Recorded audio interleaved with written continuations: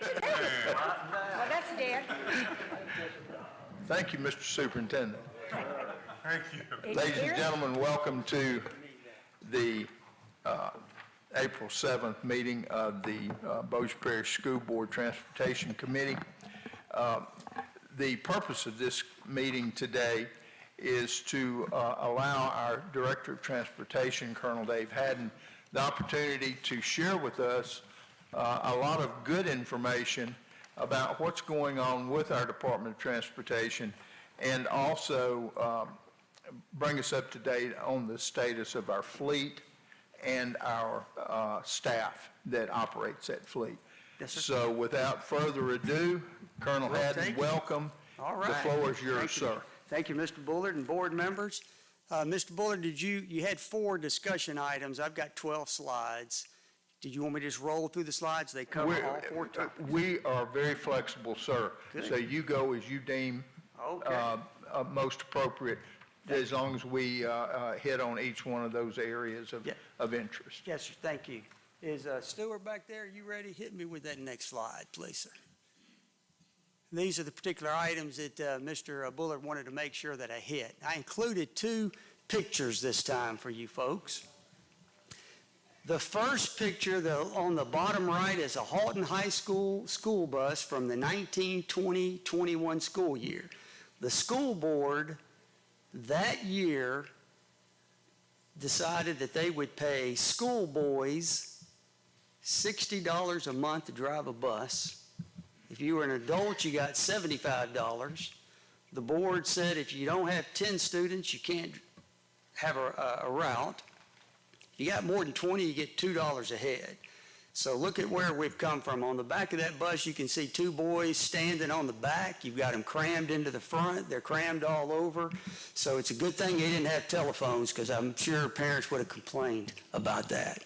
That's a Halton High School bus. The other bus on the side is a climate-controlled 1930s bus. You can see they went from canvas windows and doors, see on the 20s bus, and then on the 30s bus they went to windows that opened like a bifold. So we advanced about 100 years, and here we are today. Next slide. This is the status of the fleet. What's important on this slide is to the far left, you see the 1998 column. We're going to lose 20 buses this year because they're 25 years old. If you'll notice, we don't have any 1999, 2000, or 2001 model buses. The next year we'll lose buses, we'll lose the 2002. So what that means is after we lose 20 buses this year, for the next 3 years we won't lose any buses. So when you lose those 20 buses this year, the average age of our fleet goes from 10.4 to 10.2. Lean Frog will tell you that 10.4 is an old fleet, but this is a good fleet. This fleet's like a Timex watch. We get kids to the dance. It's a solid fleet. Yes, sir?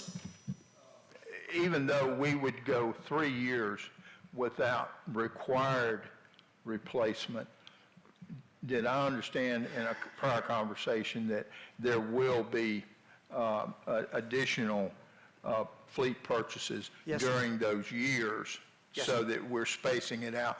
We won't hit another one of those years from what, 5, 6, 7 years ago when we found we lost 50 at one time. Yes, sir. Yeah. And if you look over there at the 2007 column, you're going to see 2007A, 2007B, and 2009 you had 2. So you're going to lose a lot those years. But we may come to you and ask for about 8 buses a year. The number may be 7. The number may be 6. But with some of the changes that we have going on, that's, Mr. Bullard, I don't see us asking for more than that. Okay. I did want to brief you on the legacy program. We have talked about this. This is in that far right bottom column. If you folks remember, one of the manufacturers had a class action, had actually 6 class action suits against them. And so it involved all buses that had, that were from 2011 to 2016. We have 71 buses in that category. Again, the manufacturer won all their lawsuits, so they have no obligation to pay anybody if an engine goes down. But we implemented, Mr. Wiggins, you may appreciate this, or some of the Air Force preventive maintenance programs. And so we implemented an oil analysis program. I have a copy on the back of your slides, on the very back, if you would kind of take a look at that one sheet. When we do an oil analysis, when we get the results back, if you'll look at, say, bus 268, it'll say fuel diluted, the viscosity levels, it tells us whether there's iron, sodium, potassium, coolant in the engine. All of that kind of stuff tells a mechanic that something's wrong with your engine. And so what we're able to do is feed that information back to International. International has taken it to revise what they're doing with some of their engines. In exchange for what we're doing, International has agreed to replace all of our 2011 engines.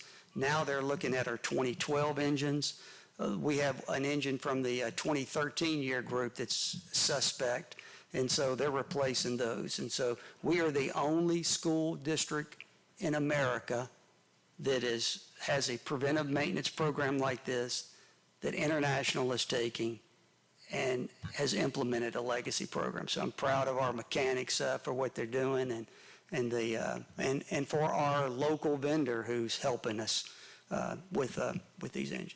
Any questions on this slide? Did you say their International is replacing the engine? Right. So what happens is, not to get geeky on you, but if we can sense that the sixth cylinder of an engine is going down, and we feed that data to International, International is coming and replacing the engine all the way up to the sixth cylinder. So if we want to have the 1 through 5 replaced, we can. It's about $4,000 more and well worth it, because we're going to get an engine that's going to last for the lifetime that we own that. You should get about 250.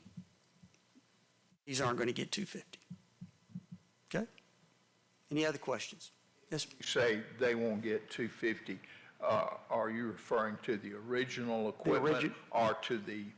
The original. Okay. The original. We suspect that we're going to probably lose most all of these 2011 through 2016 engines prematurely. We suspect. They are stepping up and. For Bossier Parish, one school district. That is, it says a whole lot about our mechanics and our preventive maintenance programs. And a whole lot about the director. No, I was going to say, I believe it says a lot about the director. So, Mr. Bullard, how about we go to the next slide? Here, you wanted to talk about retention and recruitment. We have 24 school bus positions. It was about 238 when I got here four years ago. We're down to 224. We have 216 drivers now. What I'm most proud of is those subs, 20 subs. Bossier Parish has 20 subs. There probably is very few school districts in the state of Louisiana that even have a sub list. But Coach Downey, Coach Rowland, they helped me to hire a training manager, and so we are staying on top of all of the folks who are applying and making sure that they get through their training. And so we will have jobs for all of those as we move toward next year. Two more things, mechanic and mechanic helper position. We have 2 open. The mechanic position has been open for several months. We haven't had one application. And once they find out that the pay is between $35,000 to $40,000, in this day and time, you're not going to get a diesel engine mechanic for that. And so the mechanic helper position, we haven't had much luck there either, but we'll keep trying. Yes, sir. Yes, sir. What are you looking at in terms of anticipated retirements or severance going forward for, say, through the summer? We've got we're going to lose just a few. I think we have 5 already committed to leave, but we're going to be fine. We're going to be better off in August than we have in the 5 years that I've been here. And that's saying a lot about our staff and our drivers, especially in the environment that we're in. We're in good shape. So I will tell you, there's going to be a slide here that's going to show you that 53% of our drivers are retirement eligible. And Lane Frog will tell you that's scary. That's off the charts, scary. Yes, sir. Just for curiosity's sake, what would the market dictate for a diesel mechanic with benefits? Coach, I would probably say somewhere between the $65,000 and $80,000 range today. Before we talked about benefits? Yes, sir. Yes. But look, it could be worse. I could be Stacy Roger, or I could be Stewart. Those folks, they've got a challenge themselves in trying to get employees. And so, okay. Yes, sir. Subs and long-term? So we have 20 subs, so, they're working part-time. Out of those 20 subs, 7 want to work part-time. They don't want to be hired. Oh, they do not? 13 want to be hired. 7 are in long-term positions. We actually have 9 drivers today that are on long-term leave. So I can't put a regular driver in there. I have to put a sub in there, and I've actually got a couple coaches working some. Okay. So, all right, sir? Thank you. Yes, sir. Kurt Okay. Patton, Yes. and you may go over this in a little bit, but for like the new ones, and even for me, would you just quickly explain again, to get a job to drive a bus in Bossier Parish, the training, you're going to do it in a Coming. minute? It's I knew coming. you would do it. Okay. Okay, next slide.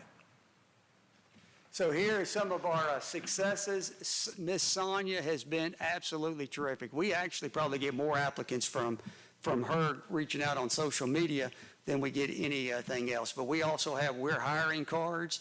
If I go through the Popeyes chicken window and the person waiting on me has got great customer service, they get a card. We're hiring. Call me direct. I'll help you through the application process.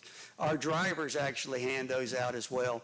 The drivers' word of mouth has been very successful. And schools, our principals have been putting on the school media signs, hiring for school bus drivers. So in the past year, we had 124 applicants, not counting the 20 activity drivers, the coaches. Of those 124 applicants, we held 5 classes. Only 72 showed up. We give an applicant 3 chances. So if they don't attend this class, we call them. Our new training safety specialist calls them, and do you need a night class? Do you need a day class? What can we do to get you? We give them a 3rd time. After the 3rd time, then we're moving forward. But great follow-up from Miss Shelley Chamberlain. We've hired 26 to date. We think we're going to get 8 to 10 more out of that group. We typically get about a third. We think we're going to get about 50% of these drivers, these potential drivers. Where we've not been successful, the unemployment office, once they found out what the requirements are, they just flat said, we can't do anything for you. And we've called the Teamsters unions. Job fairs have not panned out at all. A lot of folks, like say at the base, they have an out-of-state driver's license. And so you have to have a Louisiana license to drive a school bus, and many of the military spouses don't want to get a license. The temp services have been not successful. We did get one candidate. He was ready to hire that day. He had been through the whole process. We needed verification of how much experience he had so we can give him a boost. And lo and behold, he went back to his employer and found out, and his employer gave him a huge raise on the spot, and we lost that one that day. So it's kind of the way it goes. Okay, next slide. So here are some of our problems. Hours and pay. It does work for a lot of people, but folks who have second jobs that really want to come to work as a school bus driver and work for the benefits, but really they're making their money off the other job. It just hasn't worked out for them. Here is the training process. It's long and it's painful. If we start out with a motor vehicle records check, you got to have a good driving record. If you have 3 things on your record over the past 3 years, you're not going to be insurable for us. Of course, the training course, going to the OMV to take the knowledge test, if you can get an appointment to get in, and then you can see we go all the way through. And so, very painful. The driving, the 20 hours, the state requirement is actually 4. We require 20. We want to make sure our drivers feel comfortable in the vehicle before we put them with kids. And then we do 20 hours afterwards. The state requirement is 10. Okay? Is Brotherton, did that cover you? That process could take about 6 months. And a lot of people they can't wait that long. They need a job. They need to go to work. Okay, next slide.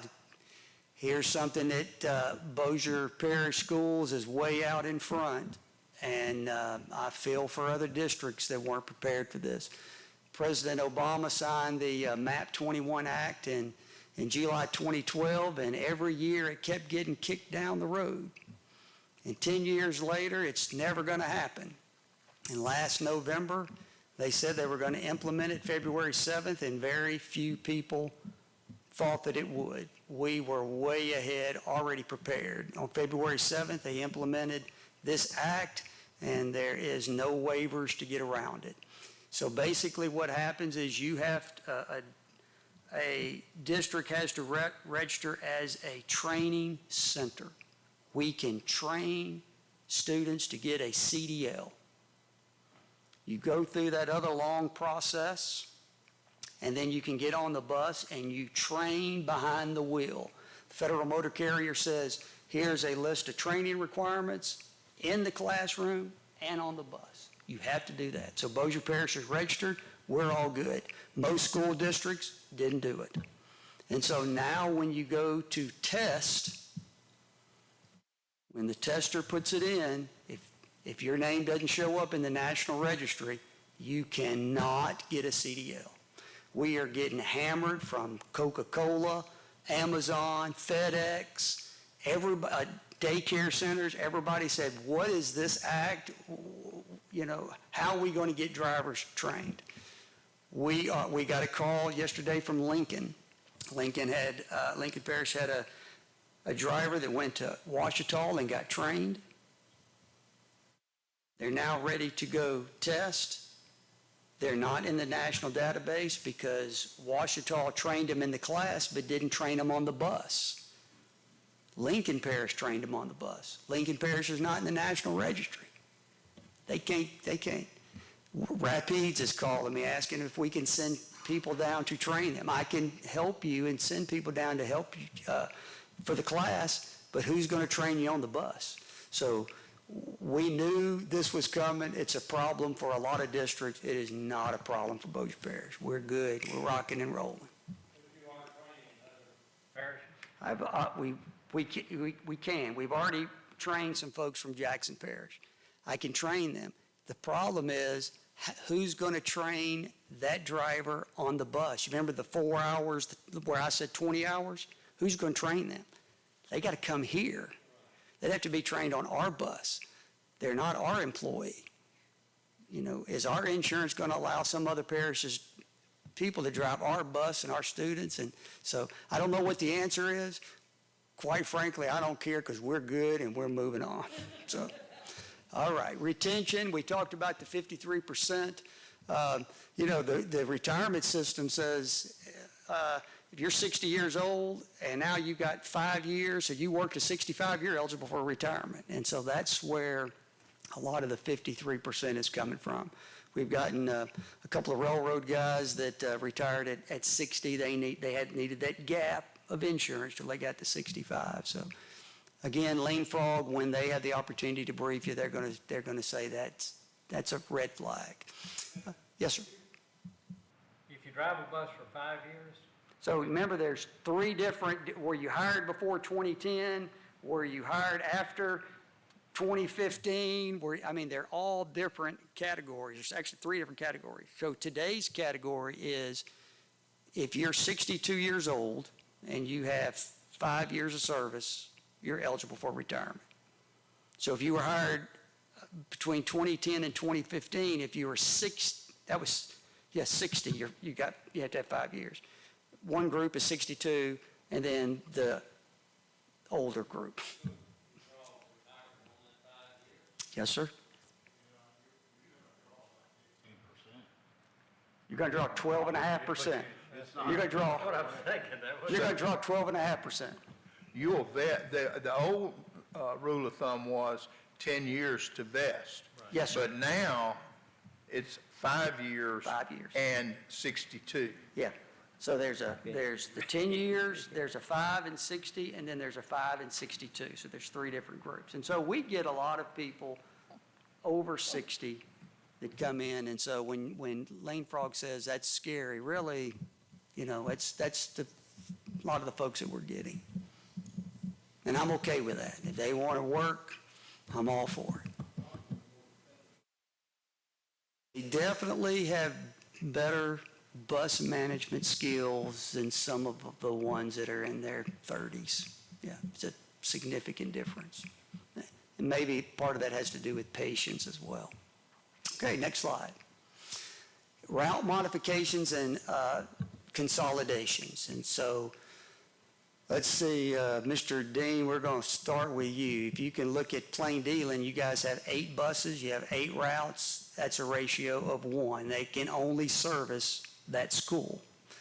If you look up at Airline has 41 buses. They service 74 routes. So if all 41 had 2 routes, then they could service 82 routes. So 8 drivers don't have 2 routes. Well, one does Bipstal, one may do BEC. There's M2M, McKinney-Ventos. Two buses at Airline do not have a second route attached to it. Yeah. Mm-hmm. Yes, sir.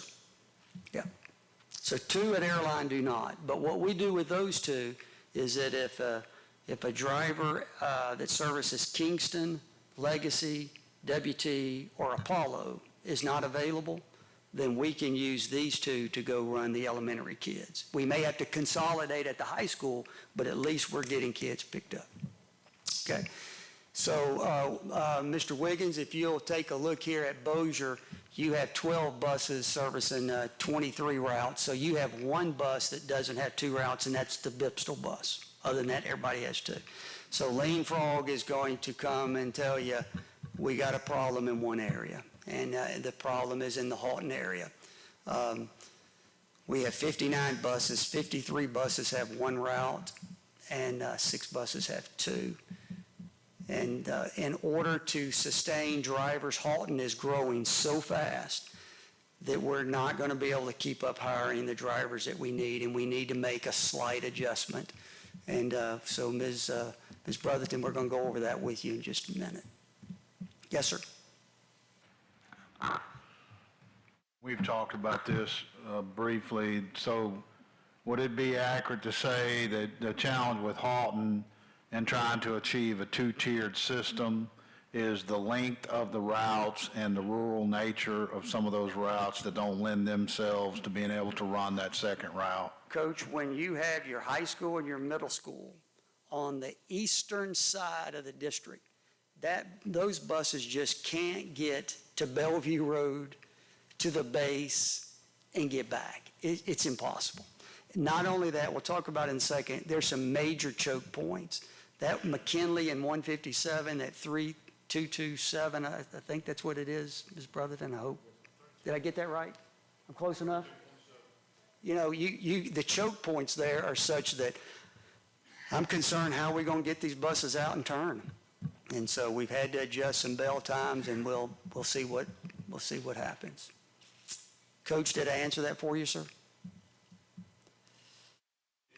Just for the board's information, we talked with Lane Frog, and their optimum setup would be a three-tiered system in a laboratory-type setting that doesn't have the challenges that we have. And so when Colonel was talking about a two-tiered system, that's kind of a compromise to what Lean Frog thinks is the most efficient, because, you know, what is the most efficient is not pragmatic, the way that our zones are set up and the rural nature of a lot of those schools. And Yes, you sir. can add to Yes, sir. that, Colonel. You know, I think they would suggest a 7:20 start for the first tier, an 8 o'clock for the second tier, and an 8:40 for the third tier. And as you and Coach Rowland laid out, we need to be sensitive to families. Families have got to get to work. It's not just about school buses. There's car lines, and so there's a lot more to it when you're dealing with children and families than it is. You know, I can be as efficient as you want, as effective as you want, and we'll talk about that in a second. I think you want me somewhere in the middle. So, yes, sir. I don't like this nowhere, they're catching the bus 6:20. I mean, that's really, We're they're gonna- catching the dark. We're going to show you the slide here in a minute that, That's kind of tough. yeah. We have one of our drivers that gets to her bus at 4:45 in the morning to start checking her bus out. She's got to be at the stop at 5:30 to pick up a child. Yes, sir. Pickup is at 5:30? 5:30. Yeah. I used to do, plain dealing, I was noticing on the minutes, is 42. Is that 42 minutes per route? Okay, that, and Lean Frog is going to come to you and tell you, they have a different way of measuring. My measurement is when that door opens and that first kid gets on, that's when I'm starting the clock. My concern is how long is that kid on the bus? And so 42 minutes, so that's the average from when the first child gets on the bus till we let them off at Plain Dealing. That doesn't mean when we pull up to Plain Dealing and the driver sits there 10 minutes waiting to unload. No, it's when the principal says, unload them now. Okay? And I think that's really the data that you're interested in. So, okay? The issues looming at Houghton are beginning to really come into focus now. And I don't know, maybe I'm the only one that's out in the dark, but I had no idea this disparity existed. So there are going to be some, our Houghton colleagues were saying they were invited today. I think we're beginning to find out why you were invited now. This is going to be very challenging. It's going to be a culture change, but I think when you see what we have, it's, again, we're thinking about children and families. We're being very sensitive to that.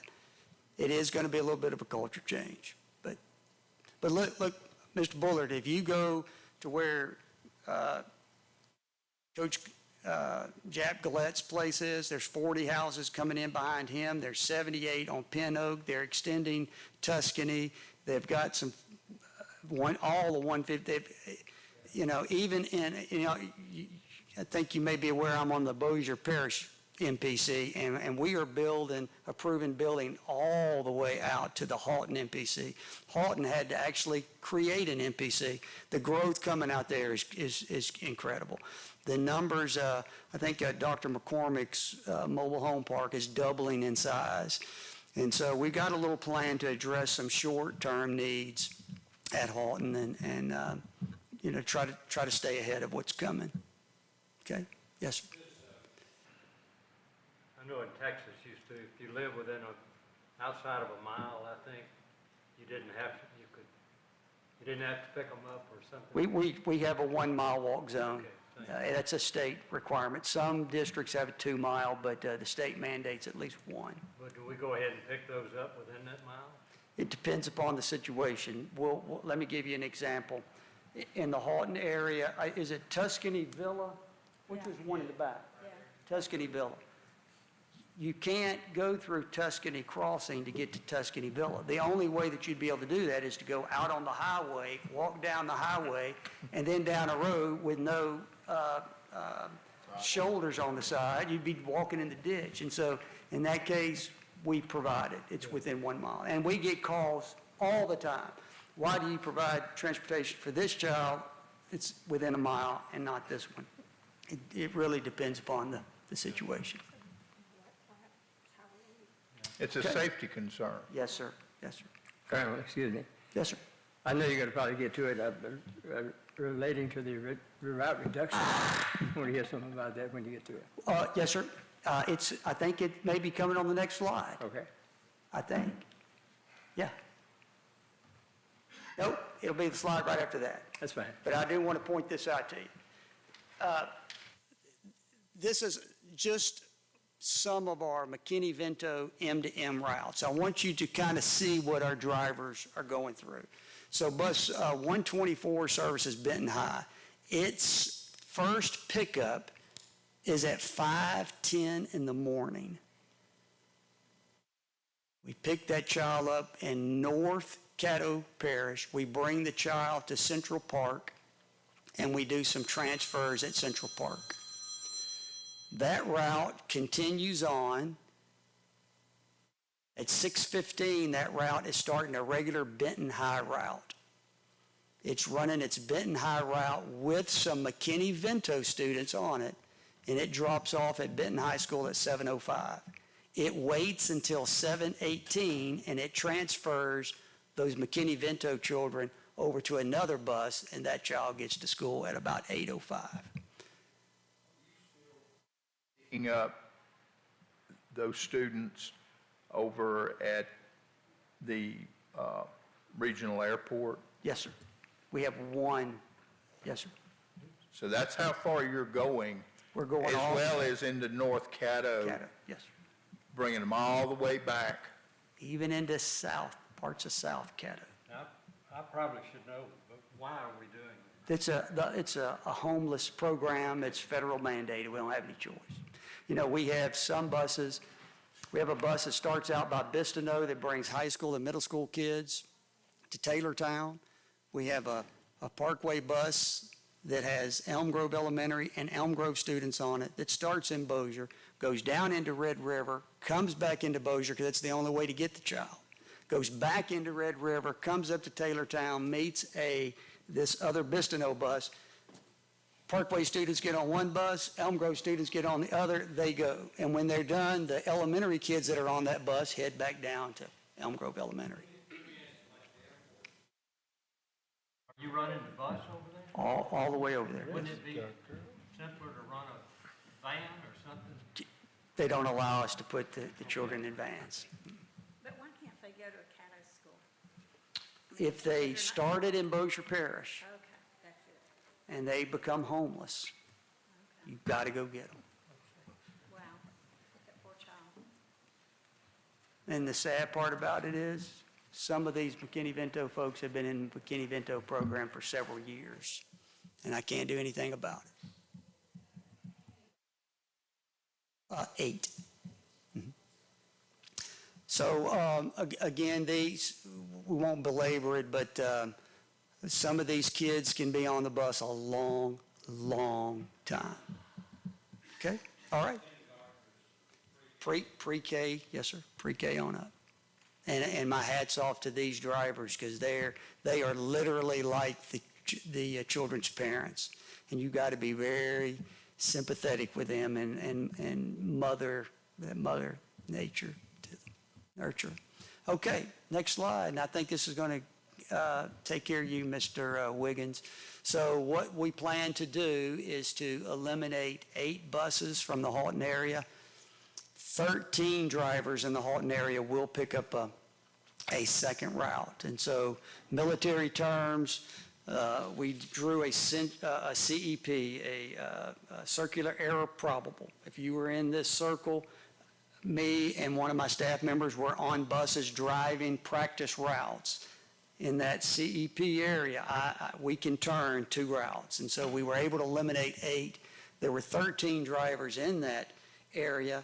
And what we did is we gave them a second route because it helps us get the kids to school quicker, and it gives us a little more seating capacity as Halton continues to grow. So initially, some of the buses may be light, but they won't be light for long. And so to make the change, Houghton Middle School will start 10 minutes earlier, and then Rhodes and Platt will have an adjustment in times. And we'll look at the bell times here in just a second. Parkway at the bottom there is going to lose one route. Coach, if you remember a few years ago, we were told that when the Black Bayou Bridge is completed, that there was going to be a bridge over near Finley Road on 162 that was potentially going to go down. We've been told now that's not going to happen for the next 4 years. So that would have been a disaster for us. The bridge has been enough. So, and then again, Parkway will lose one route. That's all the consolidations that we have planned. So there'll be nothing in your district, Mr. Whitman. Yes. I know the police jury got an update yesterday on the completion of that bridge. They're Were you telling me, privy to that? they're telling me August the 11th. My question to them on Monday is, school starts August 11th next year. Is the bridge going to be open? And they told me it was going to be. Thank you. Let it Well, hold them to it. Yeah, I will. That's right, I'll hold one of them at least. These reductions, were they recommendations from the lean, mean fighting machine concept? Yes, sir. Their recommendation was about 30. So what now? 30. Okay. But that was on a 3-tier system, so. I know some had been done prior to the lean frog folks coming in, but these were recommendations from them? They're a recommendation for me to look at the Houghton area to identify routes to shrink. Okay, I recommend you look at them. Lean frog sounds a bit lean to me. We'll make sure we're servicing, we're looking at the parents and the kids. That's not right. just cost reductions. I find the cost reductions mean less services. Yeah. We don't want that.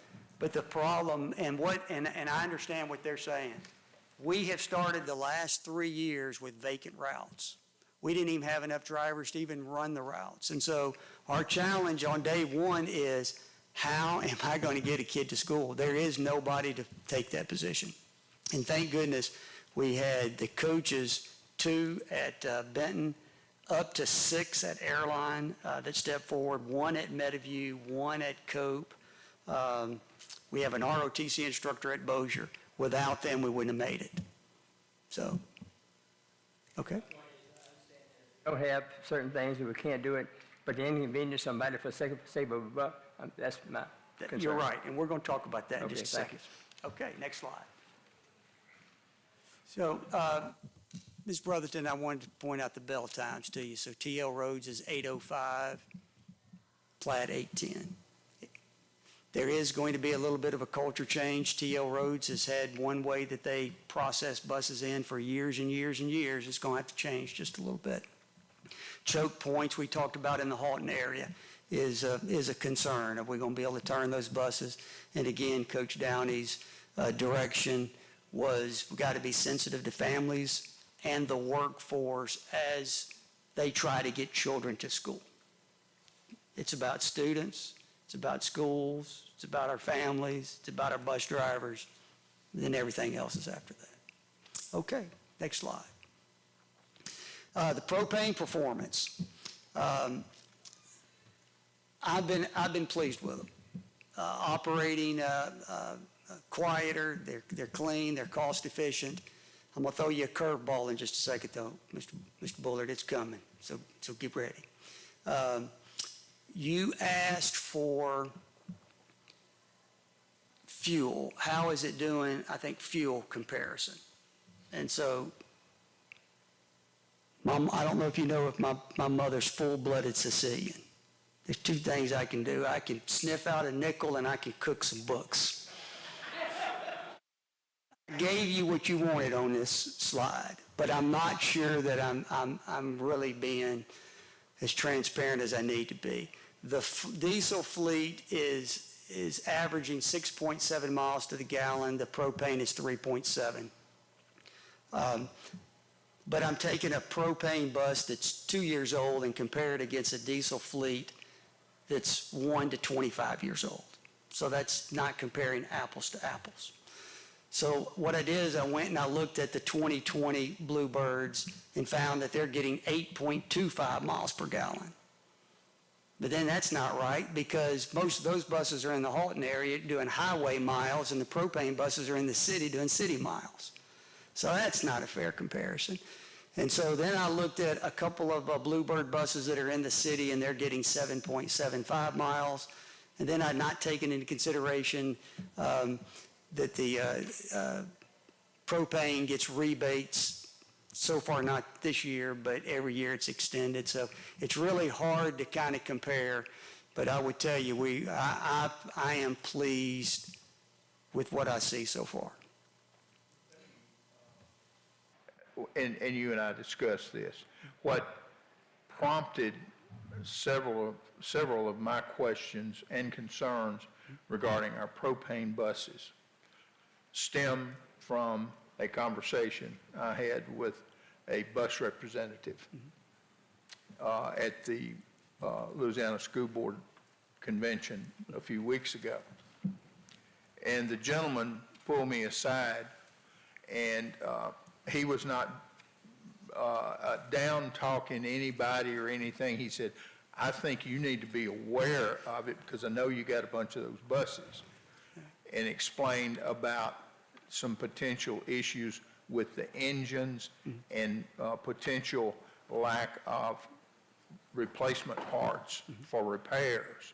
And he was wanting me to believe the incidence of repairs grew as the age of that engine. I won't say he was preaching gloom and doom, but he was certainly wanting to stress the fact that you may have an albatross. So he led you to believe that the propane engine has a PSI engine, and that PSI engine is going away. I think that's one of the things he alluded to. GM, yeah. So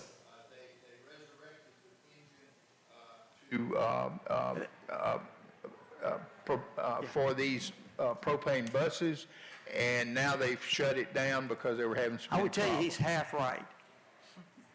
International is going away from PSI engines on the gasoline, not the propane.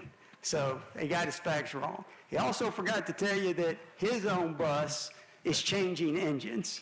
He also forgot to tell you that the Allison transmission is, and you know it, is the best transmission out there, and they don't have it. So he gave you part of the facts, but he didn't even get you the right kind He of wasn't bus. being as helpful As transparent as I would like to be. But that's what prompted it. Because it did concern me. Have we, through no fault of ours, but is there an industry shortfall that we may become victims? That right here. Actually, that's next. Parts availability. We got way out. I mean, we knew that when school districts didn't operate last year and they weren't running their buses, that when this year started, they were going to have some problems. And we got way out in front, and so we haven't had a problem yet. Mr. Wiggins, I think, sir, you're going to appreciate this. So we have a couple of major vendors that the industry is preventing vendors from hoarding parts. You have to show you are a critical down before you can get certain parts. Our vendors, our local vendors, are showing Bossier Parish as a critical down in all the parts that I need. So there's one on the shelf over at our vendors, and so when we need something, a part is already there. So is a part on the shelf? If someone calls, the answer is no, but if Bossier Parish calls, the answer is yes. And that's what, when you buy local, that's what happens. We've got people that are taking care of us. They have, this is public, and I probably shouldn't be saying too much, but we have, there's parts for Bossier Parish. There are parts for Bossier. Again, we adjusted our stock levels. I'm a lean logistics guy. just in time. Let's don't tie up parts and supply when I can order today and get it tomorrow, but you know that that's not happening. So we've had to increase our bench stock levels. Our price increases, we're seeing 12 to 15%. You know, we've talking to Stewart. Yours was some of it up 50 to 75%. Stacy Rose having lots of problems. We've only encountered 12 to 15%. But what does that mean? The bus repair budget of $1,040,000 last year is going to buy me about $900,000 worth of parts next year. But we are able to get parts. By the way, before we go too much further, the buses. The 8 buses that we purchased, remember we purchased them early in November so that we could get them in time. 7 of those buses are scheduled to go into the assembly line, we hope, this month. The 8th bus will not even start until after school starts. We're in good shape. The trucking industry, if you order a vehicle today, you're going to get it in 1.5 to 2 years. So we're in good shape. Okay? The fuel budget, I don't know how she does it over here, but Ms. Nisha, I mean, listen, our budget was $970,000. Not many of us saw what was coming. And she's now boosted it up to $1,374,000, I think. And it is what it is. So, okay? Next slide. Now, Mr. Bullard, full disclosure, we've had initial problems with propane. We do anytime we have new buses.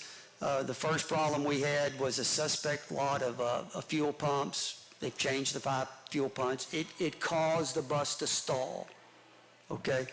The second problem we encountered was when you're sitting at a light, your bus just goes dead. And the problem is on the diesel side, when you drop to an idle, say an 800 RPM idle, the engine can absorb that air conditioning unit kicking in, and it's not a problem. For gasoline engines and propanes, it's a problem. And so we actually, Bossier Parish Schools actually helped the engineers with this particular one. And so what they've done is they're wiring the compressor to the brains of the engine so that when the compressor kicks on, the ECM says, I'm okay, don't stall. So we're good. We also had some engineers come down because our drivers said they were seeing an engine warning light coming on. We ran the data, the diagnostics tests, and there is no faults. There is no problem. And we told the engineers, we have a problem. The engineers came to our spot and saw that it's a problem. All it was an ECM, the brains of the computer says, turn on when I get to 230 degrees. Another component said, turn on when I get to 225. So the light would come on and no fault would ever register. It's not a problem, but we are having all the BCMs, body control modules, reprogrammed. Again, engineers from International came to Bossier Parish because they relied on our data, they trusted us, they saw it. One of them became a national recall and one is just, being fixed. So, okay, next slide. Yeah. The slow start. Okay, so have you ever operated a tractor? It's got a glow plug. You got to wait for that light to go out. If you don't wait for the light to go out in a propane, that propane may not have enough to push all the way. An example would be like your hot water tank. Takes a little while if you have a hot water tank on one side of the house, but you need hot water on the other. Propane takes a little while to get all the way to the other side. When you turn your key, it needs to cycle through, like a glow plug staying on. If you turn it on too quick, it may not start. Other problem we've seen is if you do everything right, but you're on your phone or you're doing other things, and you wait too many seconds, that propane that went to the engine is now backing back off. It may not start. So that's simply all that we have there. we drivers, we got to be more cognizant. Yes, sir. Yeah. And again, that is something that we worked with the engineers as well. Okay? Lean Frog, I wished we could have provide more solid data to them.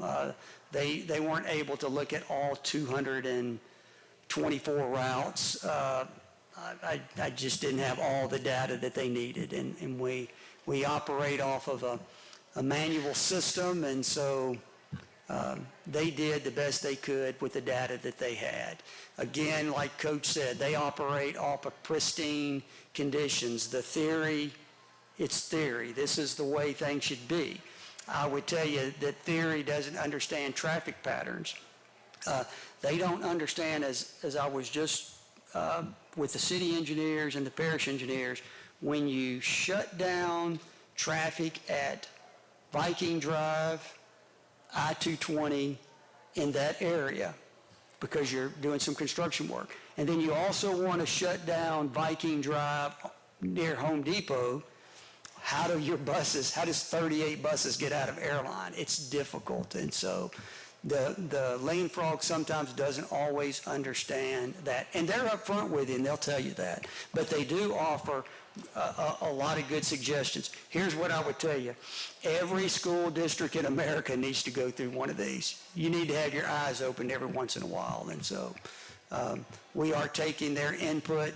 The last thing that on this slide I want to go over is slow gravitation towards software routing. They can't believe we're still, as large as we are, operating off of a manual system. And so we may move toward that, but if we do, we're going to do it one feeder district at a time. We're not going to do a dump. And Mr. Bullard, I don't know what we paid 5 years ago before I got here when they tried it before. I'm looking at a system that's only about $6,000 a year. But, yeah. But we need to move to something. I know we do. And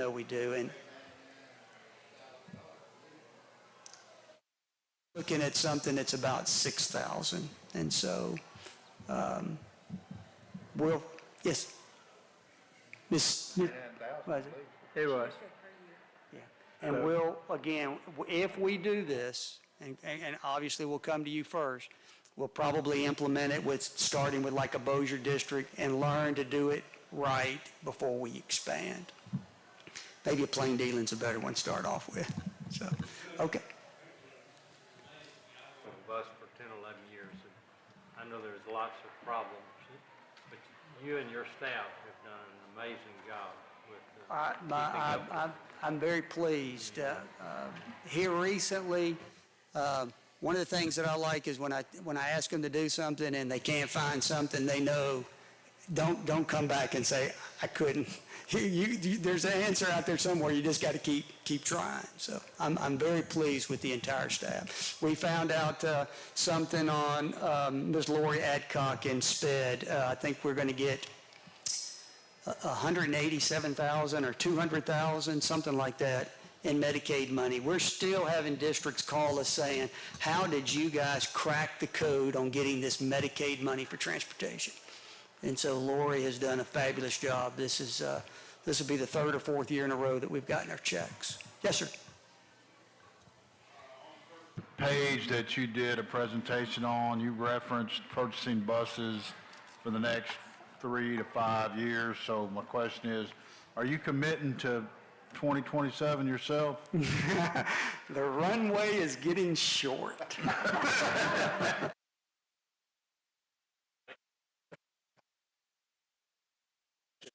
Well, Yes, sir.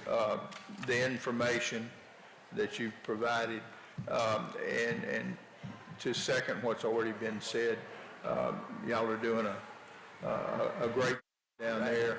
Your leadership and your professional abilities become more apparent as each day passes, and we thank you for your effort and for your.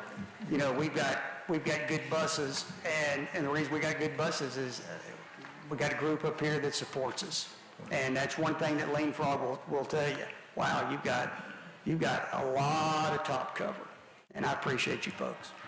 Any other questions? Yeah, can I ask, Yes, sir. will you continue to buy the propane buses? Are you satisfied enough with it? I am satisfied, but they have a limited application. There's short range, and sometimes in the old Bossier area, some of those 77 passengers really can't get around. It's too tight.